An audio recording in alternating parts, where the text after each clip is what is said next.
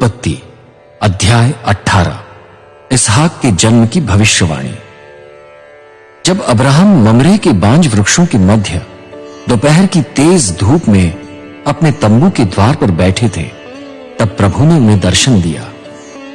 Abraham ने आंख ऊपर उठाकर देखा कि उनके सामने 3 पुरुष खड़े हैं। वो उनको देखते ही उनका स्वागत करने के लिए तंबू के द्वार से दौड़कर आए और भूमि की ओर झुककर उनका अभिवादन किया। अब्राहम ने कहा, स्वामी, यदि आपकी कृपा दृष्टि मुझ पर हो तो आप अपने सेवक के पास से चले न जाइए। मैं थोड़ा जल मंगवाता हूं। आप अपने पैर धोइए और पेड़ के नीचे विश्राम कीजिए। तब तक मैं रोटी ले आऊंगा कि आप उसे खाकर अपने को ताजा करें। उसके पश्चात आप आगे चले जाना। आप तो अपने सेवक के पास आए हैं। उन्होंने कहा, जैसा तुम कहते हो वैसा ही करो। अब्राहम तुरंत सारा के पास तंबू में गए और उससे कहा, शीघ्र ही 10 किलो मैदा लेकर उसे गूंद डालो और उसकी रोटियां बना लो। फिर वो रेवड़ की ओर दौड़े। वहां उन्होंने नरम और अच्छे पशुओं को छांट कर सेवक को दिया। सेवक उसे अविलंब पकाने गया। अब्राहम ने दूध और दही तथा पशु का पका हुआ मांस 3 पुरुषों के सम्मुख परोस दिया। जब तक वे भोजन करते रहे, अब्राहम पेड़ के नीचे उनके पास खड़े रहे। उन्होंने पूछा, तुम्हारी पत्नी सारा कहां है? अब्राहम ने उत्तर दिया, वो तंबू में है। प्रभु ने कहा, मैं निश्चय ही तेरे पास वसंत ऋतु में वापस आऊंगा और तेरी पत्नी सारा को पुत्र उत्पन्न होगा। सारा, जो अब्राहम के पीछे खड़ी थी, तंबू के द्वार से उनका वार्तालाप सुन रही थी। अब्राहम और सारा वृद्ध थे। उनकी आयु पक चुकी थी। सारा का मासिक धर्म बंद हो गया था। अतएव सारा अपने मन में हंसकर बोली, मैं बूढ़ी हो गई हूं। मेरे स्वामी वृद्ध हैं। क्या इसके पश्चात भी मुझे सहवास का आनंद प्राप्त होगा? प्रभु ने अब्राहम से कहा, सारा क्यों हंसी? वो क्यों बोली, मैं बूढ़ी हो जाने पर भी क्या पुत्र को जन्म दूंगी? क्या प्रभु के लिए कोई कार्य असंभव है? मैं निर्धारित समय पर वसंत ऋतु में तेरे पास वापस आऊंगा और सारा को पुत्र उत्पन्न होगा। सारा अपनी बात से मुकर गई क्योंकि वो डर गई थी। वो बोली, मैं नहीं हंसी। प्रभु ने कहा, नहीं, तू अवश्य हंसी थी। अब्राहम का सदोम नगर के लिए निवेदन। वे पुरुष वहां से उठे और उन्होंने सदोम नगर की ओर दृष्टि की। अब्राहम उन्हें विदा करने के लिए उनके साथ गए। प्रभु ने सोचा, मैं जो कार्य करने जा रहा हूं, क्या उसे अब्राहम से गुप्त रखूं? जबकि वो एक महान और शक्तिशाली राष्ट्र बनेगा, पृथ्वी के समस्त राष्ट्र उसके द्वारा मुझसे आशीष पाएंगे। मैंने उसे चुना है कि वो अपने पुत्रों और परिवार को, जो उसके पश्चात रहेंगे, शिक्षा दे कि वे धार्मिकता और न्याय के कार्य करें और मुझ प्रभु के मार्ग पर चलते रहें। तब मैं उस वचन को पूर्ण करूंगा जो मैंने अब्राहम को दिया है। प्रभु ने कहा, सदोम और गमोरा नगर के विरुद्ध लोगों की दुहाई बढ़ रही है। उनके पाप बहुत गंभीर हो गए हैं।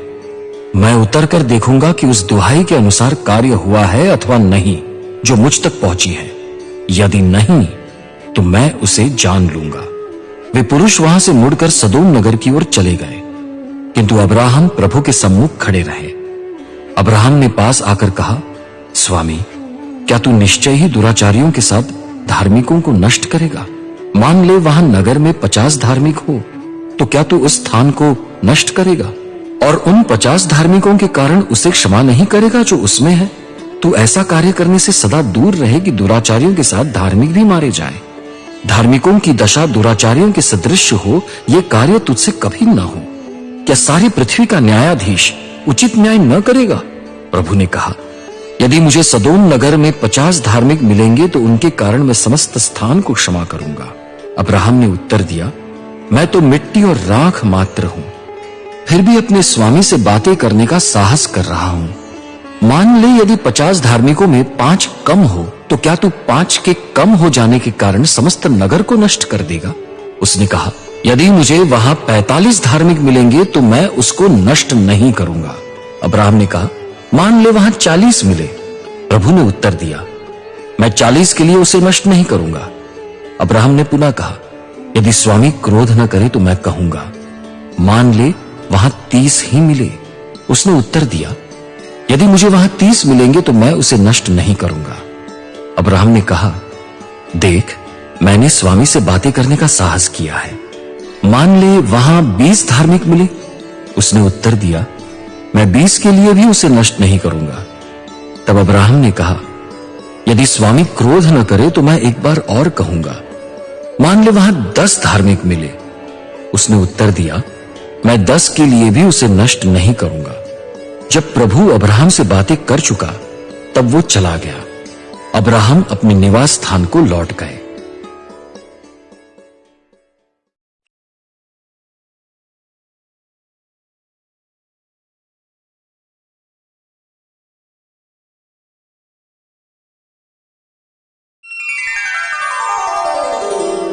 उत्पत्ति अध्याय 19। सदोम और गमोरा नगर राज्यों का विनाश। वे 2 दूत संध्या के समय सदोम नगर पहुंचे। लोट सदोम नगर के प्रवेश द्वार पर बैठा था। जब लोट ने उन्हें देखा तब वो उनके स्वागत के लिए उठा। उसने भूमि की ओर सिर झुकाकर उनका अभिवादन किया और कहा, मेरे स्वामियों, मैं आपसे विनती करता हूं, आप अपने सेवक के घर पधारिए और अपने पैर धोइए। आप यहीं रात व्यतीत कीजिए। आप प्रातःकाल उठकर अपने मार्ग पर चले जाना।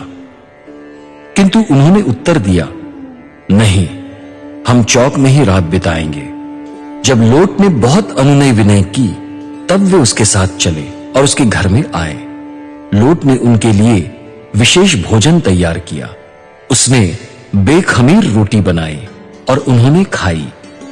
उनके शयन करने के पूर्व नगर के लोगों ने, अर्थात सदोम के पुरुषों ने, युवकों से लेकर वृद्धों तक चारों ओर के सब पुरुषों ने लोट के घर को घेर लिया।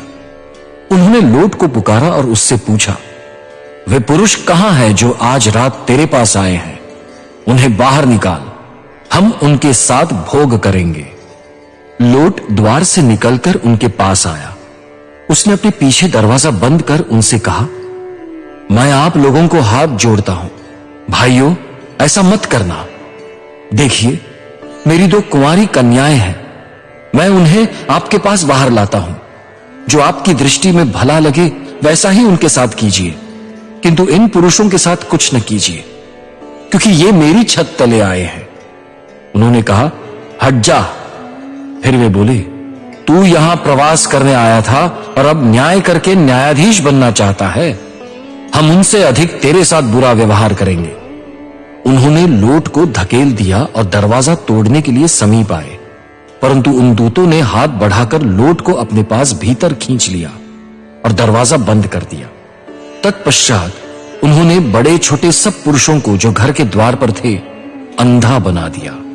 अतः वे द्वार को टटोलते टटोलते थक गए। दूत ने लोट से पूछा, यहां तुम्हारे और कौन कौन है? दामाद, पुत्र पुत्रियां तथा नगर में जो कोई भी तुम्हारा आत्मीय है, उन सबको इस स्थान से बाहर ले जाओ। हम इस स्थान को नष्ट करने वाले हैं। इसके विरुद्ध लोगों की बड़ी दुहाई प्रभु के सम्मुख पहुंची है।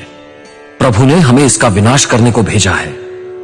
लोट घर से निकलकर अपने भावी दामादों के पास गया, जो उसकी पुत्रियों से विवाह करने वाले थे।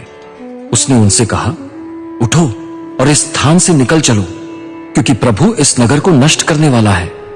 परंतु उसके दामादों ने समझा कि वो उनसे मजाक कर रहा है। जब पौ फटने लगी तब दूतों ने लोट से आग्रह किया कि वो शीघ्रता करे।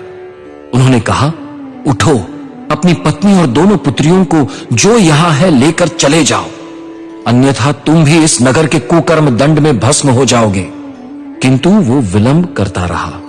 अंततः दूत उसका तथा उसकी पत्नी एवं उसकी दोनों पुत्रियों का हाथ पकड़कर उन्हें नगर से बाहर ले गए, क्योंकि प्रभु लोट के प्रति दयालु था। दूतों ने उन्हें नगर के बाहर लाकर उनसे कहा, अपने प्राण बचाकर भाग जाओ, पीछे मुड़कर न देखना और न घाटी में कहीं रुकना। पहाड़ की ओर भागो, अन्यथा तुम भी भस्म हो जाओगे। लोट ने उनसे कहा, नहीं नहीं मेरे स्वामियों, आपके सेवक पर आपकी कृपा दृष्टि हुई है। आपने मेरे प्राण बचाकर मुझ पर अपार करुणा की है, पर मैं पहाड़ की ओर नहीं भाग सकता। ऐसा न हो कि वहां मेरे साथ कोई दुर्घटना हो जाए और मैं मर जाऊं। देखिए, ऊपर एक नगर है, वो मेरे लिए निकट है, वो कस्बा है, मुझे वहां भाग जाने दीजिए, तब मेरे प्राण बच जाएंगे। क्या वो छोटा नगर नहीं है? दूत ने लोट से कहा, मैंने इस नगर के विषय में तुम्हारी विनती स्वीकार की। जिस नगर के विषय में तुमने कहा है उसे मैं नष्ट नहीं करूंगा। अविलंब वहां भाग जाओ। जब तक तुम वहां नहीं पहुंच जाओगे मैं कुछ नहीं कर सकता। इसलिए उस नगर का नाम सोअर पड़ा। जब लोट सोअर नगर में प्रविष्ट हुआ तब पृथ्वी पर सूर्य निकल आया था। प्रभु ने आकाश से सदोम और गमोरा नगर पर गंधक तथा आग की वर्षा की। उसने उन नगरों और संपूर्ण घाटी को, समस्त नगरवासियों को तथा भूमि पर उगने वाले पेड़ पौधों को नष्ट कर दिया। लोट की पत्नी उसके पीछे थी। उसने मुड़कर पीछे देखा और वो नमक का खंबा बन गई। अब्राहम बड़े सवेरे उठकर उस स्थान पर गए जहां वो पहले प्रभु के सम्मुख खड़े हुए थे।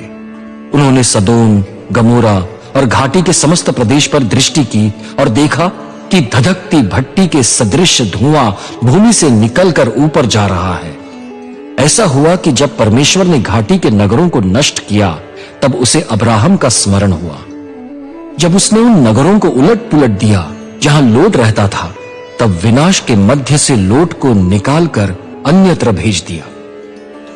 मोआब और अम्मोनी जातियों का उद्गम। लोट सोअर नगर को छोड़कर अपनी 2 पुत्रियों के साथ पहाड़ पर रहने लगा।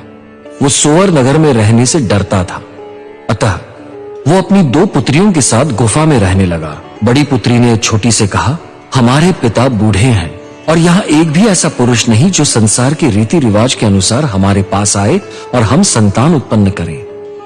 आ, हम अपने पिता को मदिरा पिलाएं और उसके साथ सहवास करें, जिससे हम अपने पिता के द्वारा उसके वंश की रक्षा करें।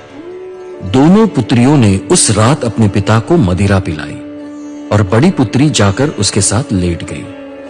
उसके पिता को पता नहीं चला कि वो कब आकर लेटी और कब उठकर चली गई।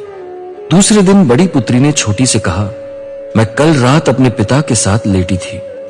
हम आज रात भी अपने पिता को शराब पिलाएं, जिससे तू जाकर उसके साथ लेट सके और हम अपने पिता के द्वारा उसके वंश की रक्षा करें।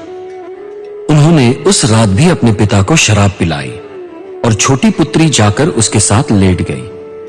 उसके पिता को पता नहीं चला कि वो कब आकर लेटी और कब उठकर चली गई। इस प्रकार लोट की दोनों पुत्रियां अपने पिता से गर्भवती हुई। बड़ी पुत्री को एक पुत्र उत्पन्न हुआ। उसने उसका नाम मोआब रखा। वो आज तक मोआबी जाति का राष्ट्रपिता माना जाता है। छोटी पुत्री को भी एक पुत्र उत्पन्न हुआ। उसने उसका नाम बेन अम्मी रखा। वो आज तक अम्मोनी जाति का राष्ट्रपिता माना जाता है।